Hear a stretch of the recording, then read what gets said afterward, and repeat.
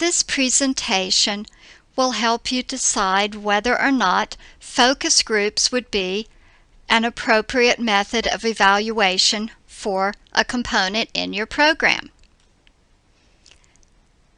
A focus group is a small group, usually between 4 and 12, and you will ask them questions about their experiences and their opinions on particular topics. Now, there was one time I did a focus group with an entire class. There were 25 of them. There was so much noise. It took a great deal of time. It took around 3 hours, and it was very difficult to do because there were so many people. So I try to keep my focus groups to between 8 and 10. And that way I found that everyone has a chance to be heard. Again, the larger the group, the easier it is to lose one of your participants and they feel like, oh, there's all these other people talking, I don't need to. If the group is too small, then you don't have as diverse an interaction.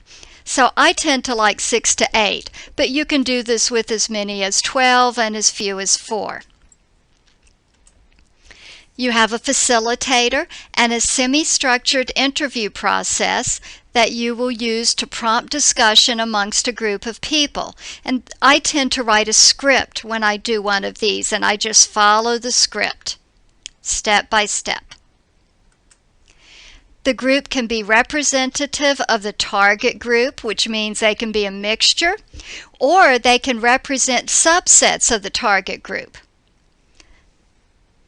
Again, sometimes it's good to compare. Sometimes you want to give voice to a particular subgroup. Sometimes you might prefer to have a very diverse group. Focus groups are used in a self-contained manner to explore new initiatives or to help you understand the participants' perspectives on a program, a project, or a training. But again, keep in mind the focus group involves several people, so you will have to remember that your participants will have to be willing to speak in front of one another. And there's pros and cons, of course. Focus groups can provide you with valuable information to help you clarify your project or your curriculum's goals and process. Can also provide information from the context of the participants and stakeholders on what they experienced in taking part in your program. As far as cons or disadvantages, this is research that tends to take place in an unnatural setting, so sometimes this can stifle responses, and group discussion process can cause you to stray from your desired topic, so you have to be really good at reining folks back in. And this is hard to replicate. You do this with one group and you try to do the exact same process with another group, and it may be difficult for you to do. What this presentation is going to take you through is the ORID type of focus group. And this is a process that is a structured discussion process and is used for small groups. There's an observation component, followed by reflection, insights, and decision. And this makes up the ORID approach to focus group. There are many ways of doing focus groups. This particular one is great for people who don't have a lot of training or who do not have a degree in counseling. The ORID focus group can provide you with valuable qualitative information on the strengths and weaknesses of your project, your training, your workshop, your program, based on the viewpoint of the participants in the program or other stakeholders. So you could do a focus group perhaps with employers who later hire people who've gone through your program. I would advise against a focus group with employers though, because they don't tend to have that much time and they may not be as open to participating in a focus group. But it certainly is something you could consider. Pros and cons of using the ORID approach. It can provide valuable information from the context of the participants and structured thinking that helps you focus discussion on topics of interest. So it makes it a lot easier for you as a facilitator to direct the discussion. Now, on the flip side, it does require that you have some facilitation skills. And sometimes it can feel awkward because you're using a structured discussion process. You may feel like you want to jump in and do something else, but you can't because you have to go back and follow the process. Sometimes this can be difficult to analyze unless you have recorded your session or have taken extensive notes. And again, sometimes it's hard to take extensive notes while you're facilitating, so you may want to have two people do the facilitation. One of you take notes while the other one facilitates, and then you switch off. So there are 6 requirements to running an ORID focus group. You need a facilitator to lead discussion, prompt the questions, and ensure that everyone has a say, to give everyone a voice. You need a note taker or a digital voice recorder, or you could film the session, but you would have to get permission for that. So contemplate how you want to do that. The third requirement is a large writing pad or a whiteboard to write down the observations. I like the large writing pad that's a sticky pad, and then as I have an observation, I can put that on a wall and then put the next observation on another part of the wall, and so on, so that I'm tacking up these sticky notes, and then later I'll go around and add to them. The fourth requirement is that you will want to set up chairs in a U shape with the writing pad at the front. This tends to last about 2 hours, so you need to have 2 hours of time and some light refreshments. And again, for the refreshments, you would want to tailor those to match the needs of your participants. You could use a projector and a computer. They can help show the process and remind participants of the prompt questions for each part, but you don't need to. I would not give them a handout because that can be too distracting. If you're going to do that, then have the computer projecting this on a screen. All right, step 1 is where you list observations. So you're asking the participants for their observations about the project, the curriculum, the program, the training.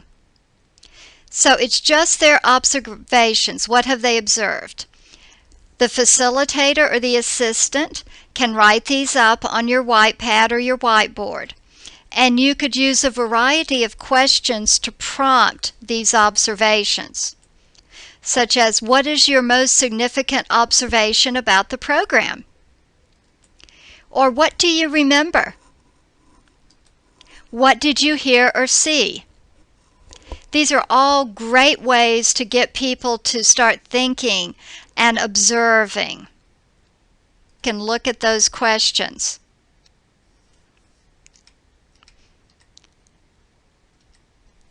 So they are reflecting on that observation. But they're not allowed to explain their feelings yet, not in step 2. You ask them for their reflections on a theme, even though they may not have raised it as an observation.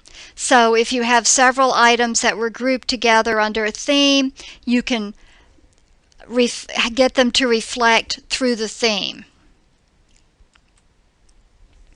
Reflections do not necessarily have to be written up on your whiteboard or on your notepad, although it could be useful to jot down summary points to help prompt the next step. Be sure to keep brief notes to help you recall the more interesting reflections that they may want to refer back to later. Once you have finished the reflections on the first observation, you'll want to move on to discussing the insights that arise from that reflection. So, step 3.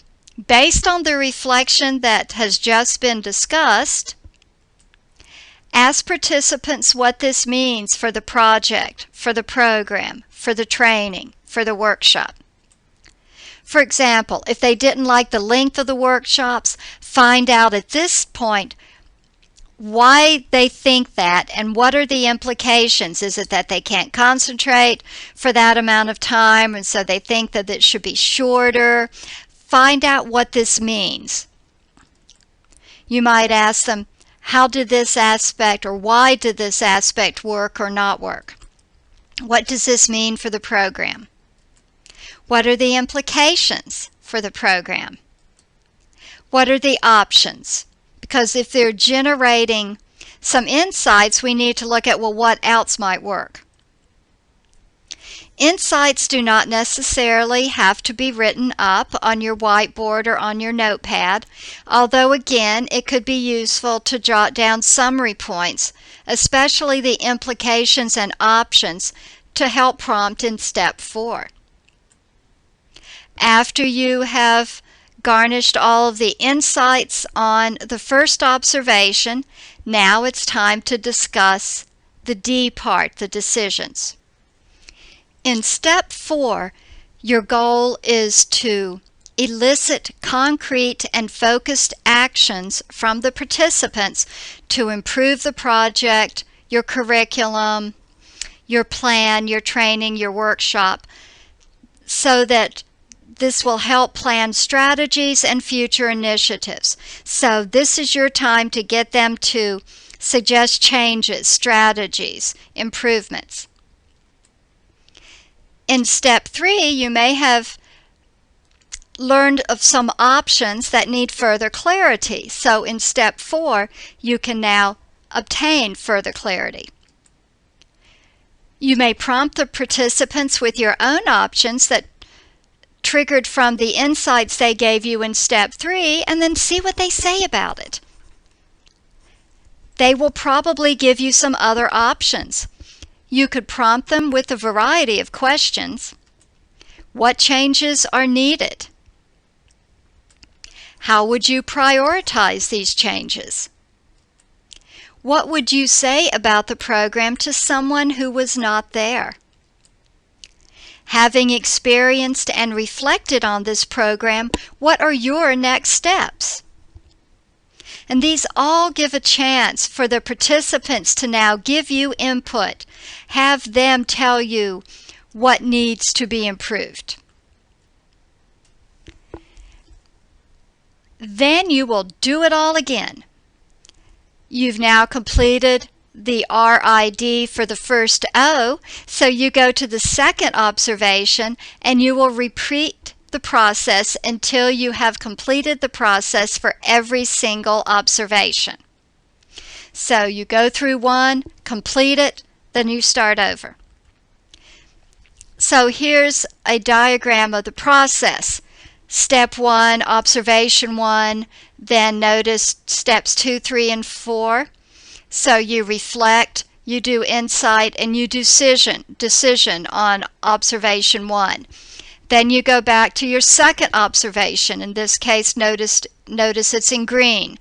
Then you reflect, do the insight and the decision, all on observation 2. Then you repeat with observation 3 and so forth.